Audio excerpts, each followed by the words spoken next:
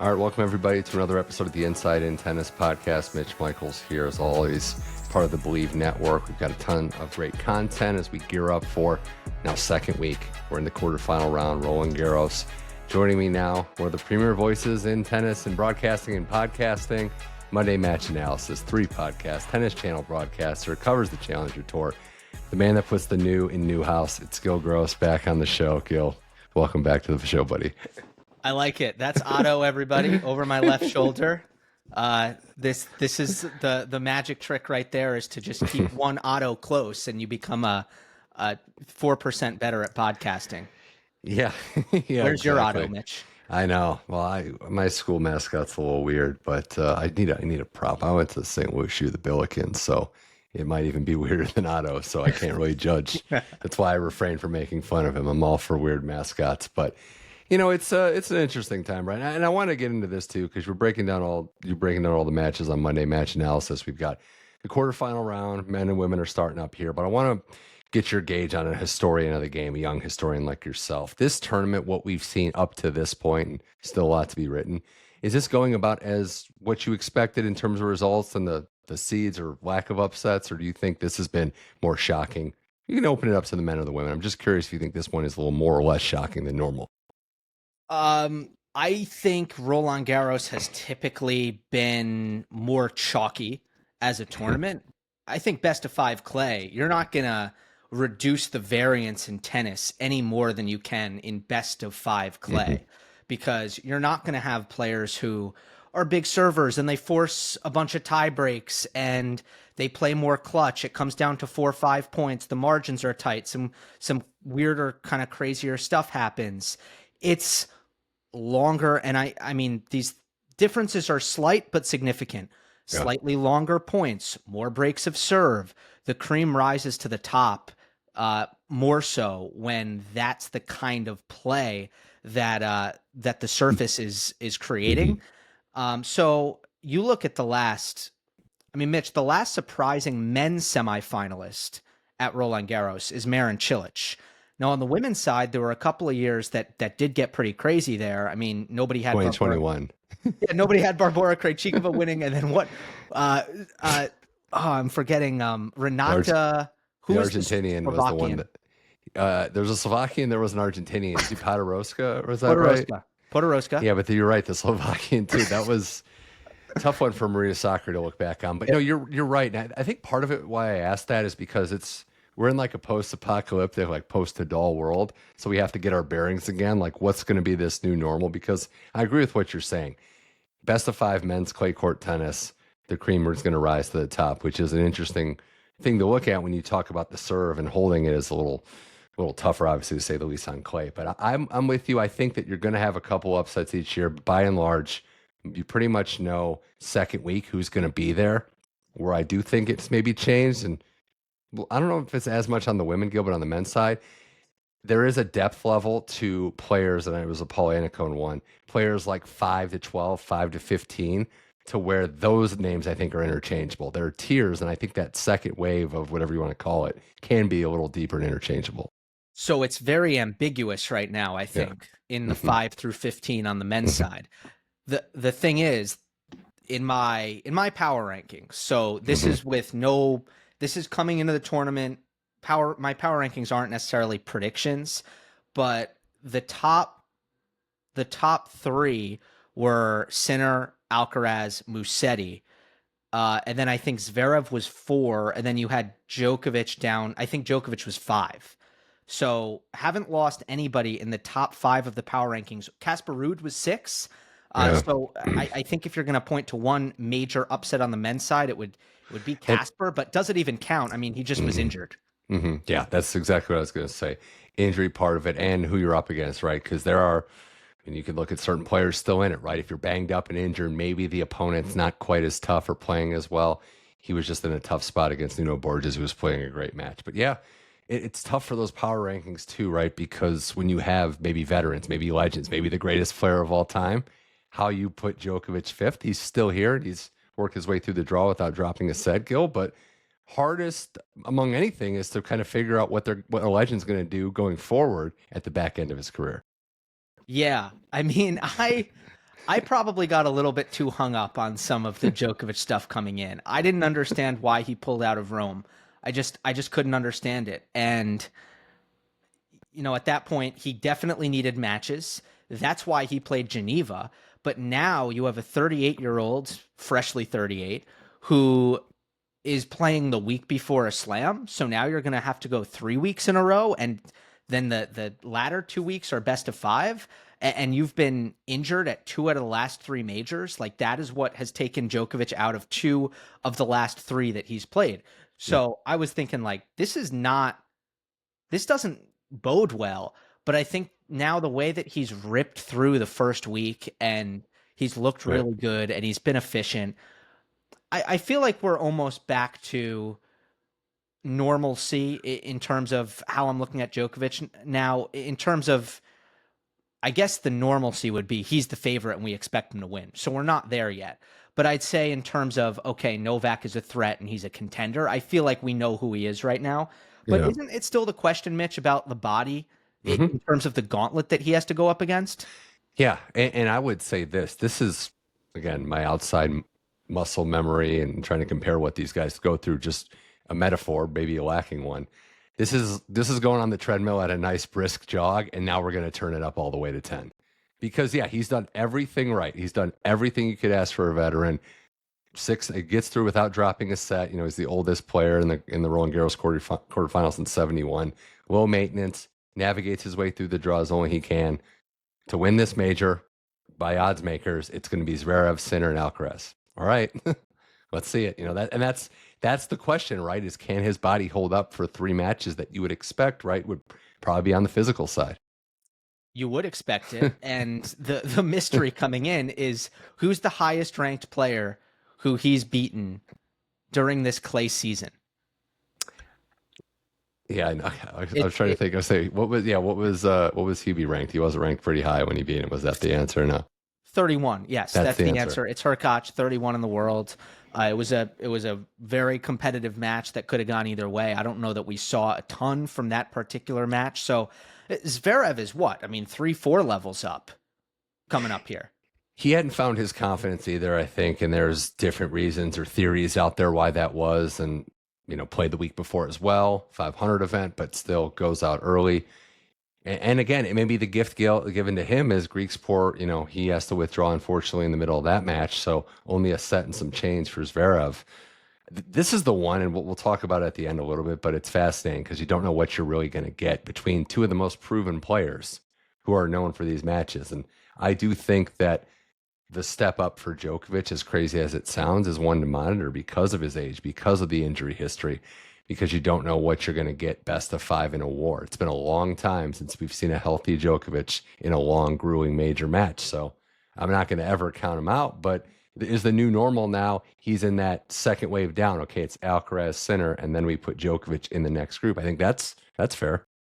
I've been kind of, I feel like the last couple of years I've been putting Djokovic in this separate group, like this, it's true. This wild card, like he might lose in the first round. Here's the thing though, that is a pattern that I think it's important to point out. And from now on, like people need to emphasize this until it changes. Djokovic, when he enters a Masters 1000, might lose in the first round. Mm-hmm. That's the new reality. At slams, it still hasn't happened. Like that sharp decline has not occurred yet. Was this 19 straight third rounds, I think? Was that the stat? 19 straight RG third rounds? Yes. And he's been in the quarterfinals every time he's played this event except one time. You do have the Popyrin loss in the third round, so people might jump in with that. But if you want to look at his record in the last 2 years at majors in best of 5, it's a stellar record. There's only 3 guys who have been better, and it's Alcaraz, Sinner, and Zverev narrowly. But then if you look at the rest of the tournaments, like his Masters 1000 record last 2 years, that's where you see him fall off a cliff. But you got to understand like the difference there and the fact, it's not a coincidence. It certainly isn't. We're going to have more on this match later in the show, but the other top players just handling business so far. I did have a couple thoughts on Alcaraz Shelton, and I think Alcaraz getting through back-to-back 4-set matches, Zoomer and Shelton, where there were maybe a dip, maybe it was a third set dip, which we've seen from him, but able to turn it on and win in 4. I was no moral victories in tennis, no moral victories in competitive sports, but for Shelton to show some improvement, I know it's going to sting not closing out in that first set, Gil, but I was not expecting him to be that close, that good for as long as the match against Alcaraz. Although he doesn't have anything to show for it, I think that was a huge show of improvement. Yeah, 100% agree. I'm calling it a moral victory. I don't care. Okay, all right. Like I don't want to dance around that.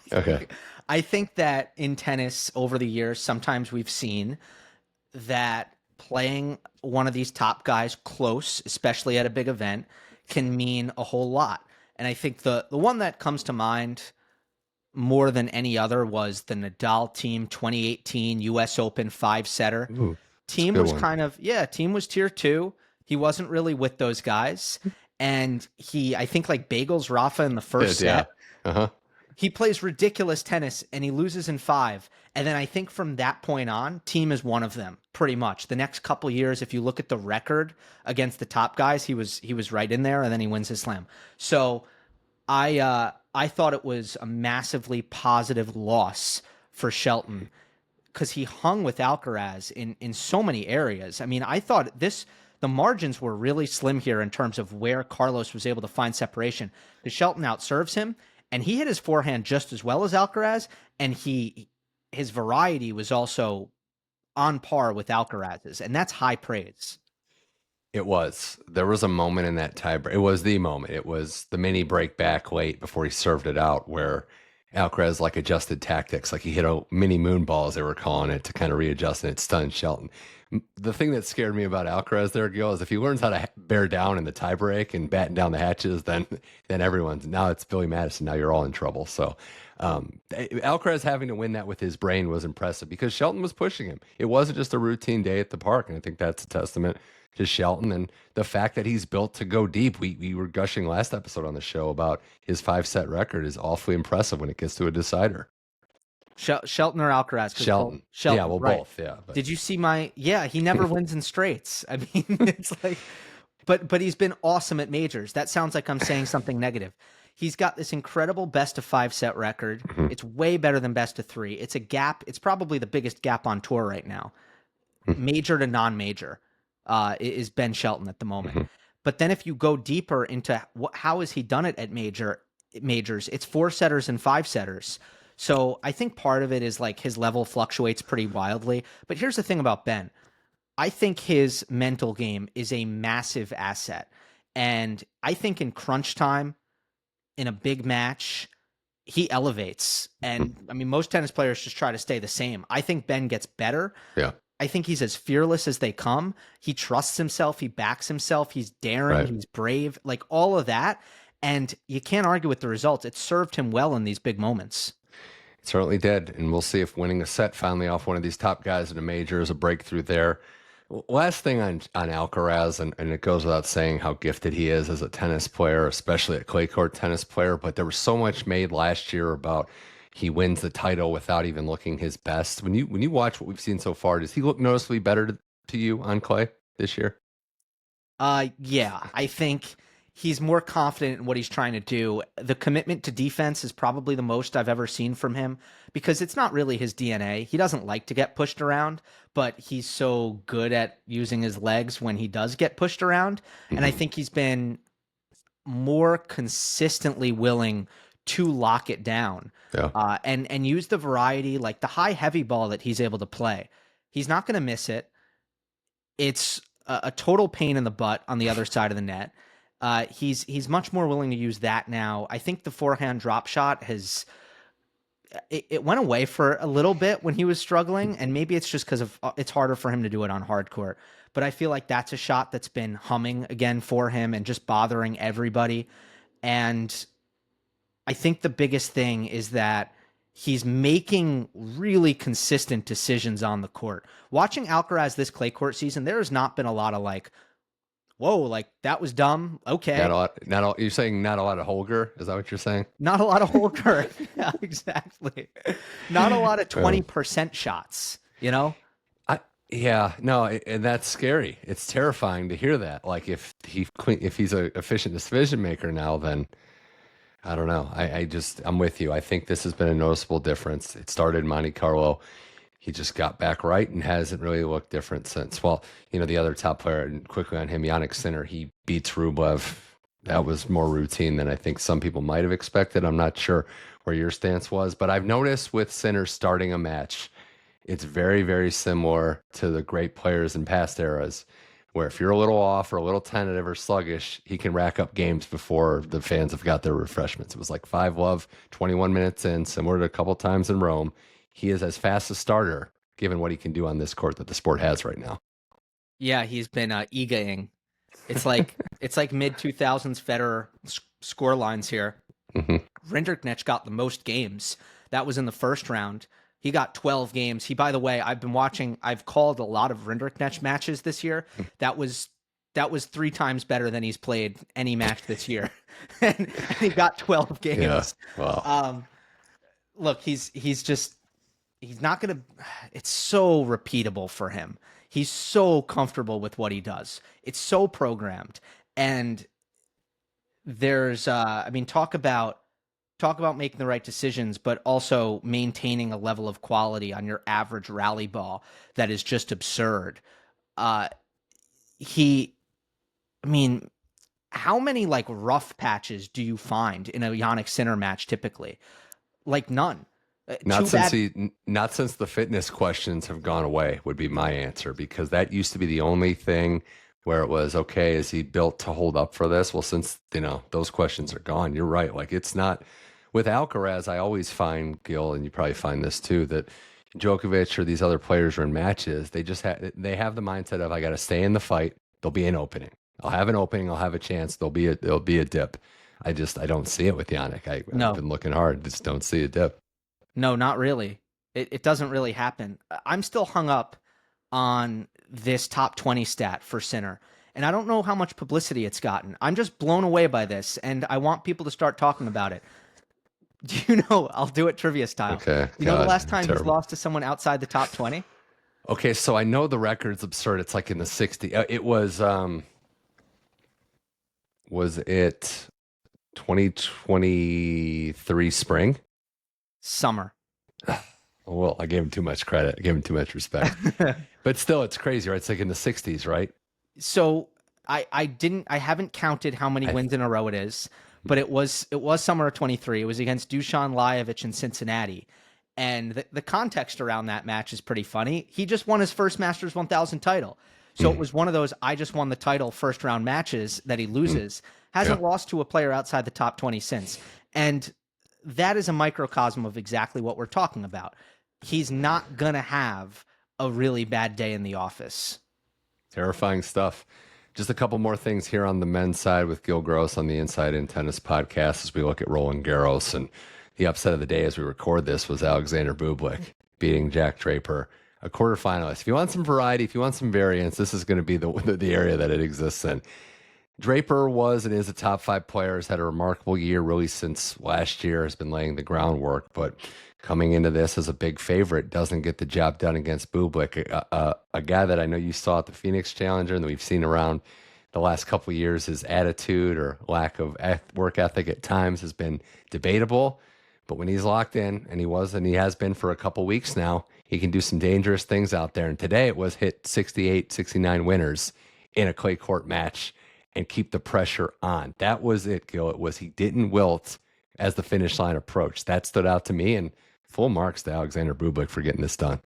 Yeah, Mitch. I thought the start of the 4th set, I'm like, okay, now we're going to find out.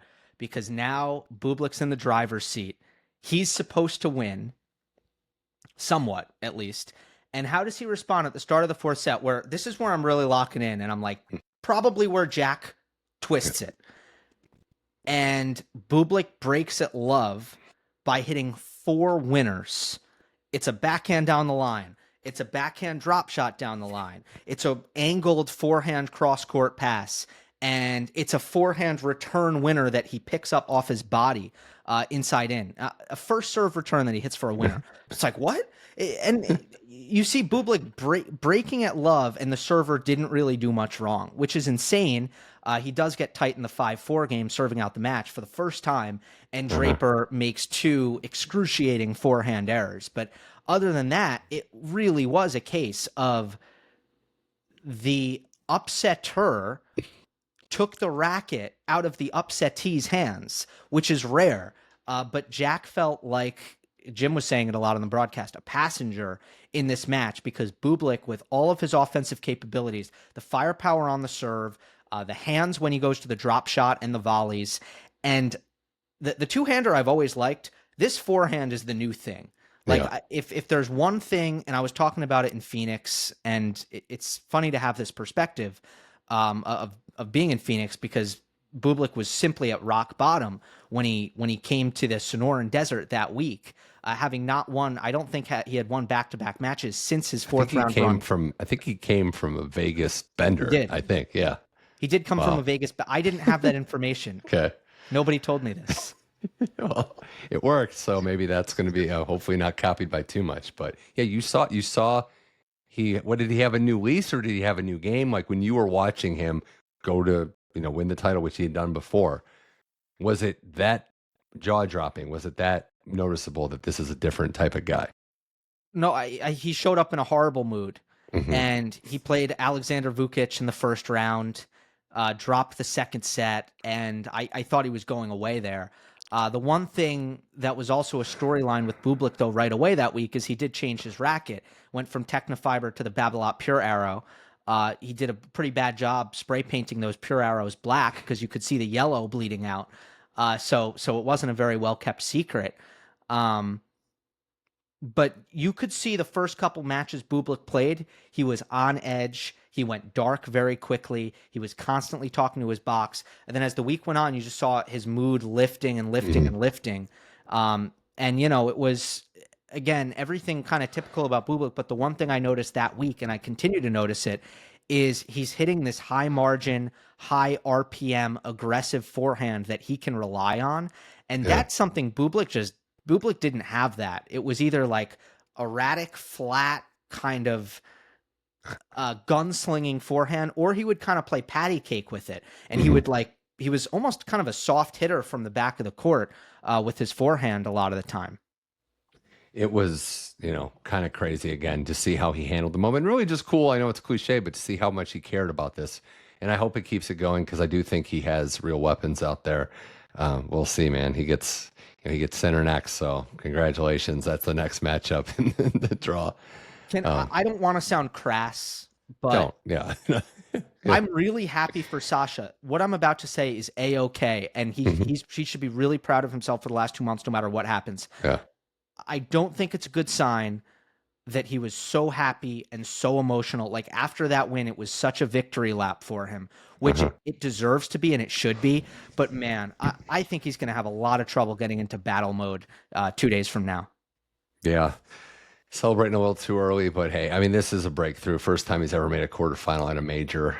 So we'll see where it goes. The other men's matches to get to just kind of quickly, and really thoughts on the Americans, Gill. I kind of lump them together because you have two American quarterfinalists on the men's side, in Frances Tiafoe and Tommy Paul. Paul, and we've been touching on it, is just going warrior mode, fighting through what he's dealing with and finding a way to stay fit and also win the crowd over, beating Popperin in straight sets. He'll have a matchup with Carlos Alcaraz next, which is no fun day at the office there. And then Frances Tiafoe makes it through that section of opportunity, right? Like it opened up, Fritz out, maybe some of the contenders gone, but he's been playing very mature and very methodical tennis. So how do you like the path that each American has taken to get to the quarterfinal round? For Frances, yeah, the draw has been great. I didn't think Korda played well, but I thought Tiafoe played awesome, and that's why it was straight sets. I was not expecting it to be straight sets. A lot of stuff on paper actually favored Korda. If you look at the Roland Garros records, if you look at the fact that, it had been so long since Tiafoe had beaten a top 30 player on clay, and it was dominant from Foe, who's been very focused, great energy, ultra consistent on the backhand, which is a telltale sign when he's right. He just doesn't miss that shot. And there's a lot of...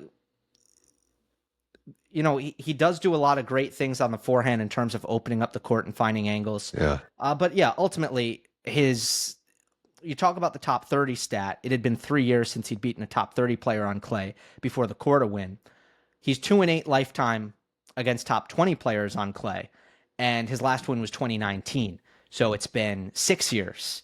So that's what's in front of Tiafoe. And then for Tommy, I totally agree with how you put it in framing the question. If he doesn't have heart, top 1%, fitness, top 1%, he's not in the quarterfinals, full stop. There's no way. Mm-hmm. You're exactly right.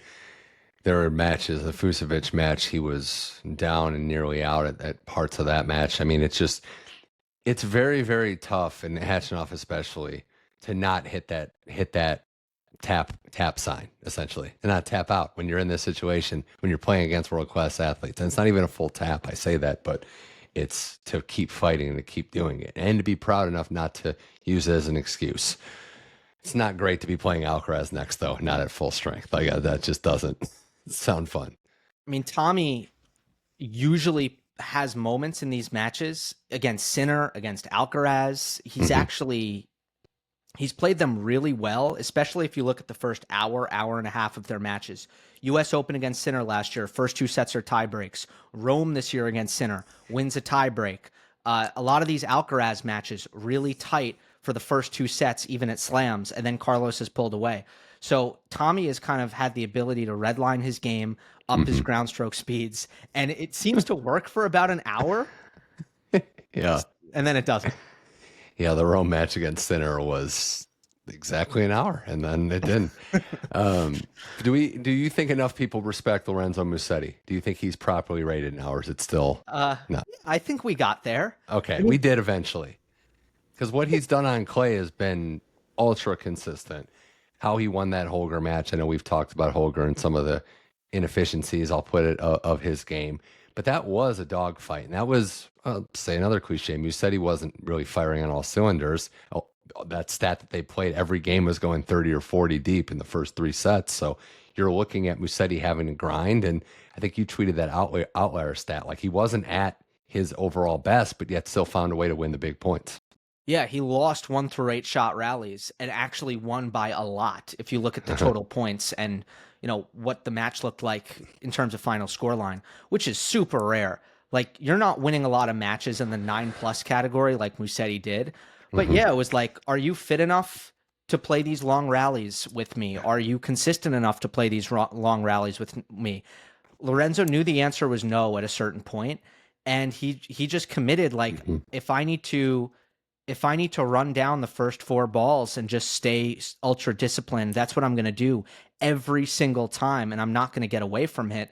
And then eventually by the 4th set, Rune was basically a net rusher. Like, he had worn down his legs to the point where Rune wasn't going to hit 4 shots in a row without coming in. And then Musetti his lobs were awesome. His backhand pass was awesome, even with the one-hander. So there was no way Rune was going to be efficient forcing his way forward like that. I had an opinion about Holger, too. I thought this while I was watching that match. He is the king of the love 40 anger shots. You know what I mean? When he just smacks one for a winner, and it's like, yeah, there you go. And then game point next. Okay. Totally. There have been so many matches. Yeah. I think the Caboli, didn't he play Caboli last year at, maybe it was the Australian Open this year? I don't know. But there's so much, he's like J.R. Smith. Like, there's so much no, yes. Crossover is going to be great on that one. There's going to be half the people don't know what's going on. The other, like, that's perfect. No, I agree, because to a lesser extent, when you brought up Quarter, I thought that too. I mean, Holger's accomplished much more, but it's like, how do we assess what he's done? Because he's done some things. He's super young. Can there be a breakthrough? But when he loses, Holger, when he loses, he has you scratching your head, where it's maybe a little different than when another player of his ilk, of his ranking, loses. Well, here's my question. Here's what I haven't quite figured out. If we're looking at the decision making, like, how much of it is his fitness and how much of it is just reading the game? Because I don't think it's fitness, because talking to enough people that know him or of around him, I think the cramp stuff was nerve related. I think he is in great shape. I don't think he has those fitness problems. So it might be a processing thing. I think he has matured as a person. I don't think he's having the outburst, but there are just times. And again, it's a props to his talent, right? We're talking against Musetti, who's a top 5-player on the year essentially in what he's been able to do. But Holger makes some bad decisions, and at this level, it only takes 1 or 2 bad games, and there's a set, and then it snowballs from there. So you are so right about his reputation. Everybody on tour is like, this guy works. He's committed, he's dedicated, all that. And I hear all that. But Mitch, if I didn't know any better, and I just watched the matches, and I look at how a lot of these slams are ending in best of 5, and how he's been recovering from long matches or lack thereof. Yeah. I see him as a guy who has some issues with his gas tank on a pretty regular basis. The way he started playing against Musetti, coming off of a 5-setter against Alice, that match shouldn't have gone 5. It was just it was an instance in which Rune just didn't come out disciplined like he did against Nava in the previous match. And my only explanation there was a hot day and maybe the crowd bothered him. But however you want to look at it, it's like, there's no way, I don't think, that Holger in the 3rd and the 4th set against Musetti was like, the way I need to, the style that's going to give me the best chance is I'm going to be a net rusher and I'm going to slash and burn and I'm going to try to shorten points. Yeah. Yeah, that was panic, whatever you want to call it, overload, like not, being frustrated in the moment. It's the beauty of tennis is that you have to think on the fly, no real long timeouts to just kind of gather yourself, and then, multiple timeouts, I should say. So we'll see. I want to move on to the women, though, before we look at the quarterfinal round here. Gill, the match to me, and we'll talk about the upsets and everything, but the Iga Rybakina match to me maybe was the most fascinating and entertaining match so far across both draws, because it in a microcosm showed where both these players are right now, and I love what I saw, because Iga winning this match, not at her dominant self, getting spanked in the first set, but Gill, she made adjustments. And that's the part where I'm like, I don't know that I would have seen this even in her apex when she would lose. She adjusts her serve return position. She's finding a way to chip away at what Rybakina can do well. She's winning some big pressure points in that 3rd set. She didn't capitulate, and she didn't let the moment get to her when she was down. Iga winning that match the way she did, I was head over heels impressed. Yeah. She finally implemented a lot of the stuff that we kind of heard early in the year that Wim Fizette wanted her to do, which is back up to give yourself some more time, especially when you're not making returns. Use a little bit more height, use that heavy topspin, and use your legs when you have to. Like, the tennis doesn't always have to be pretty. It's okay to win ugly. It's okay for your opponent to miss. You don't have to be taking the ball early and dictating all the time. You have the ability to do both. So let's use both sides of it. And Swiatek has been very reluctant to use that kind of more like defensive-minded side of it, really since her early breakthrough at Roland Garros, maybe the first year she won it, where I feel like she did do it more often. And this was kind of a throwback where she realized that she could do it, and somehow she accepted that style of play that has been so difficult for her to accept, and she ends up winning the 9+ rallies, 12-6, and in crunch time, in the clutch, she was the less error-prone player. Yeah, and that's maybe not what we would expect. That Rybakina played well. Like if you look at, match scoreline was tight, but the match itself was even tighter. It was a high-level Rybakina. Everyone made those jokes about, she did her bidding, taking out Ostapenko, and there's truth to that. But I knew that a locked-in Rybakina can give Iga problems on any surface too. So where Iga goes for here, it's just more fun to me when Iga's not as dominant. Like I know she's not dominating the field, but it's still very fun. I so agree. Yeah, I think I was more excited, or I am more excited to watch Iga at RG 2025 than I've ever been. And it's just, I understand that might sound weird for a Swiatek fan. Like, what? Now you're happy that she's vulnerable? It's a face turn. But at the end of the day, it's just a narrative thing. Yeah. Like, she has become more interesting now because there's conflict. And like, guys, you ever watch TV? You ever watch a documentary? Conflict. That's what a story is. And now we have it. We certainly have it. The final 8 being set. There's still the contenders, right? Like we're still seeing Sabalenka, who I think is just doing everything that she needs to do up until this point in the journey. I mean, talk about remarkable consistency. What was that stat? She's been in the quarters or better the last 10 majors she's played in, I think. Yeah. Yeah, So, that's right. I mean, what else can she do? I wondered going into it though, Gil, this is something missing from her trophy case. How is she going to handle Yeah. it so far? And so far, so good. We'll see in the latter stages, but she is on a mission. She's a woman on a mission. That's for sure.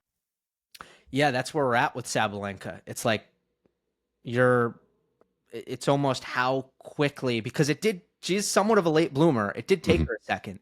And now that she's kind of reached this peak level, it's how much can you clean up? And you start to have this legacy conversation of how good is Sabalenka? Like in the grand scheme of things, how good is she going to end up being? Oh yeah, if she wins this major, you adjust the parameters. I'm not saying it's still an evolving process, but because she's obviously playing. But she wins this one, we're moving her up a couple pantheons, I think. Absolutely, yeah. I did love how, and I think she fits in that. She's like the old big three, like chalk. We're getting to the quarters, and we know we'll see what happens from there. But I loved Alcaraz saying on Turner that he looks at the draw, and it made me think like, okay, I never lived it. Like players say they don't look at the draw, but I do think the top players look at the draw. Like if you're that good and you're expecting to get to the quarters, then I think you look. Yeah, I think so. Right. I think players who don't look at the draw mostly don't do it because they don't want to psych themselves out. But I've always, that strategy has always made me nervous, because then you might find out accidentally, you might look at the wrong thing, or somebody tells you the wrong thing. You're signing autographs. Sorry, do you hear that siren? Yeah, it's so good. It's good. It's good draw talk, siren. Forgot to close my window. I just always think, like, if something goes wrong and you find out your draw, are you now in your head like, oh, I don't like this, like this? I don't like that vulnerability. I wouldn't like the negative, like, oh my God, big win. You're playing Iga next, like that also could be like you're letting down a huge moment of progress, like finding out that the negative thing there. Well, I just think those people, hopefully you'd be excited, first of all, that you got to that point where you're playing Iga. Yeah. And also it's a great opportunity. You're going to be on, depending on what position you're in, like you're going to be on Chatrier and you're going to play on TV. And I don't know, I don't like that general insecurity of not wanting to know the draw. And I would love to survey the best and see, okay, how many of these actual world beaters who are who are the strongest mentally and the most confident in themselves, how many of them don't look at the draw? Right. That's a good question to ask. I will say one thing funny that happened for new listeners of the show. The show's been going on for a while. 2020 COVID. Yeah, that's how long back it goes. Did a podcast as I was chatting live with Tennis Sangren. The Roland Garros draw came out. I was like, oh, let me take a look for you. No problem, buddy. Djokovic. Wow. So I was like, hey, the good news is you're going to be on center court. So that's pretty fun. So how did he react? He laughed. And I don't know if he was laughing because he was a good sport because the camera was on, but he said, well, what can you do? It was the first match though. So it wasn't like I was, and I didn't ask him the question. We were just caught up there of like, what happens, would you even, if you get Djokovic first round, I don't know that it makes a difference, but would you even look forward? So that's all I mentioned was that it's Djokovic. And then I think if you get a guy like that, you kind of know the area of the draw, but still it's fascinating for us outsiders that didn't have the pro tennis background, the whole look at the draw thing. So, yeah, I remember covering a player in college tennis who's now top 250 in the world, probably the best women's tennis player in Syracuse history. And like she never wanted to know the ranking of her opponent. And I don't know if that's probably changed maybe, or potentially it's changed now that she's pro, but she just wanted the person on the other side of the net. She didn't know if she was the favorite. She didn't know if she was the underdog. It's just my opponent. And that's how she liked it. I don't know. It just made me think of that. Okay. Interesting. Once you get to a higher level, it's impossible. You know who Aryna Sabalenka is. Yeah, that might be tough. I wonder what she's ranked. Who is this person? The other seeded players looking at here, Gill Gross Inside In Tennis Podcast. You have Coco and Andreeva. Some would say maybe a collision course. We'll get to who they're playing, but this is the closest thing so far. We're looking at chalk, right? Because you mentioned Iga making it this far, looking better. Sabalenka's there. Coco, I think, has been a criminally underrated clay court player for a long time. She just ran into peak ego a lot of those years, Gil. Andreeva, it's the ability to handle the moment and the pressure of, okay, I've won multiple Masters Premier events. Now the target's on your back. And she's handled it as well as probably anyone since Coco in that same age range.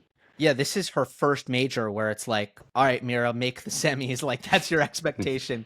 So I think that's a really hard thing to step into, especially right off the bat. I'm pretty impressed with the Kasatkina win and just how straightforward it was.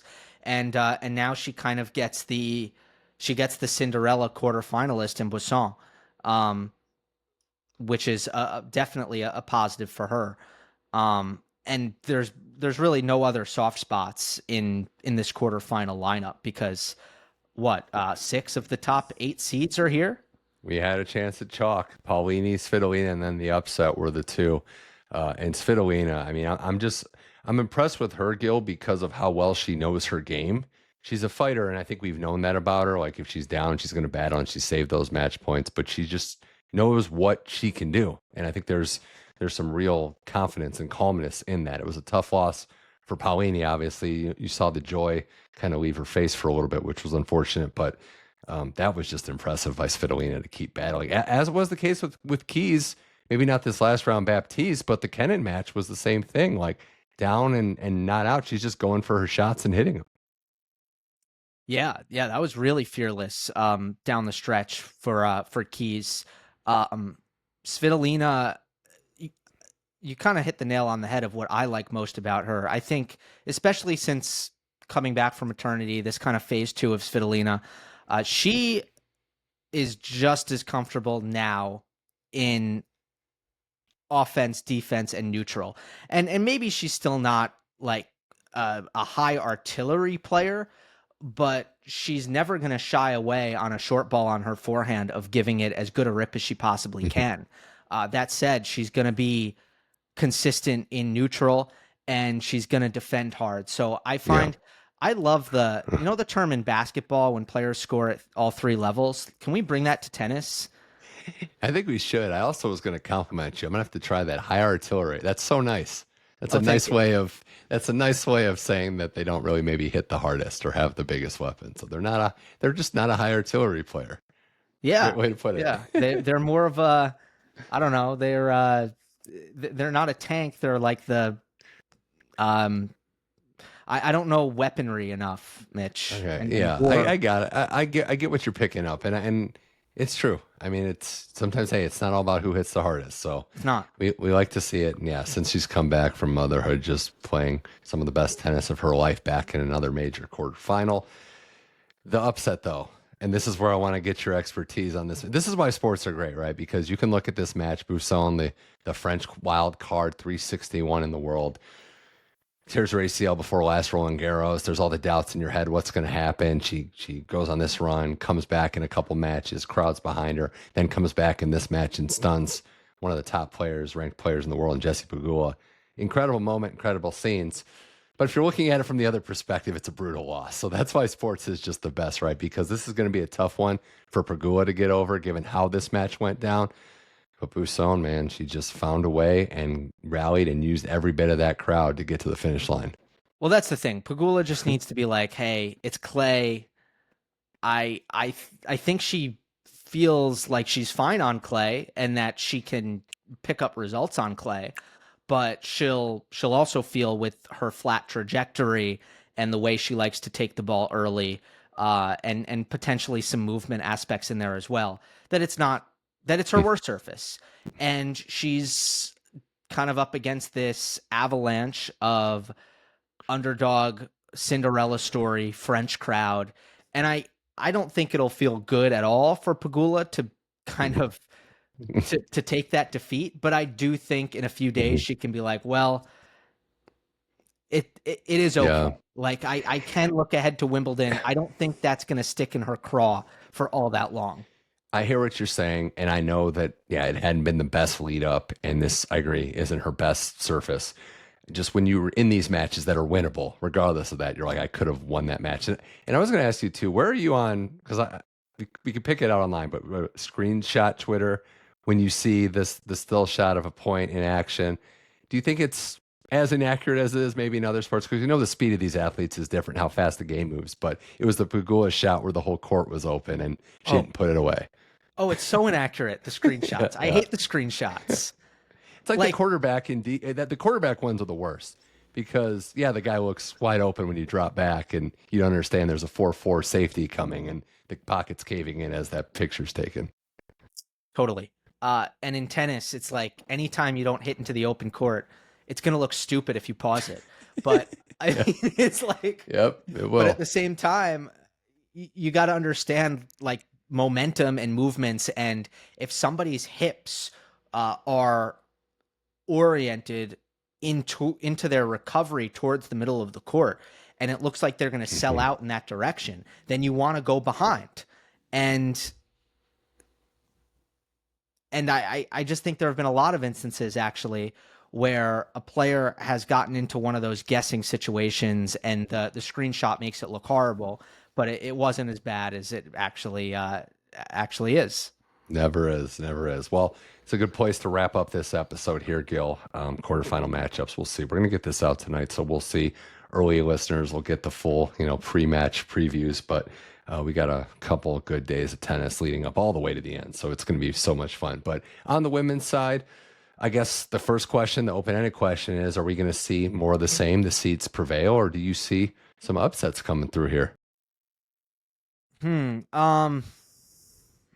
Well, because we didn't mention her name. We didn't mention Qinwen Zhang, and that's my apology. That was a really good performance by her. I think she's so solid on clay, and I've said it a million times. She's won the event that was here the last time, and it was the gold medal. So that matchup is not an ideal one with her and Sabalenka, but I wonder if there's ever a chance to get her. It would be on clay, maybe. But I mean, it's going to be tough to beat Aryna. So you have that. You have Coco and Keys. You have Andreeva on the Wild Card Boisson, and you have Iga taking on Svitolina. So looks like chalk is predicted. Odds are pretty steep for a lot of the favorites, but could maybe see some upsets. Didn't Zhang finally get Aryna? She did get her. She did get Rome. But I don't want to rain on any parades either. Rome is 2-week Masters, and we're not going to argue over tennis. This is not the time for it, but 2-week Masters everywhere. Rome, my analogy, Gil, is Rome's turning into conference basketball tournaments. You think it's just win a couple matches, and then you got some players that are like, there's a bigger prize coming around the corner. Yeah. Well, Rome's I agree, but I will say this. Zhang has felt so rushed against Sabalenka in this head-to-head until that point, and she needs the clay. Like in this head-to-head, she needs the clay, or her forehand ends up getting eaten alive just because she's stripped of time in a way that makes her really uncomfortable against Sabalenka's power. So, I mean, at the end of the day, I'm with you. The intangible factors, once we get to a major, I trust Sabalenka a lot more, and I don't think she's going to lose to Zhang, but this would be the surface. I think if we see an upset, I do think it would be Maddie at this point over Coco. Yeah. I totally agree. I mean, that's the closest match too, but I think Keys has a real chance here, given the confidence. Coco's she's gotten through, she's won. Some sets have been dominant. We saw the last 2 matches. Some dominance first sets and maybe some adversity there, but I wouldn't expect Sabalenka or Iga to lose, and same with Andreeva. I think that's the one. Sabalenka, Qinwen, we'll see. On the men's side, again, talking about some steep prices. You have Tommy Paul, a huge underdog against Carlos Alcaraz. Alexander Bublik, an even bigger underdog against Jannik Sinner. Djokovic Zverev steals the headlines. Musetti Tiafoe is the other one, and that match is one where they've played epic matches. They've all been long. Tiafoe has the advantage, but on clay. Musetti won a pretty close match in Rome. So where are we at with, I guess, that one and any matches that stand out and things you want to say about the men's quarterfinal round? Yeah, well, I hit on the Bublik thing. As much as it would be hard to beat Sinner no matter what, I really think it's going to be hard for him to emotionally recover.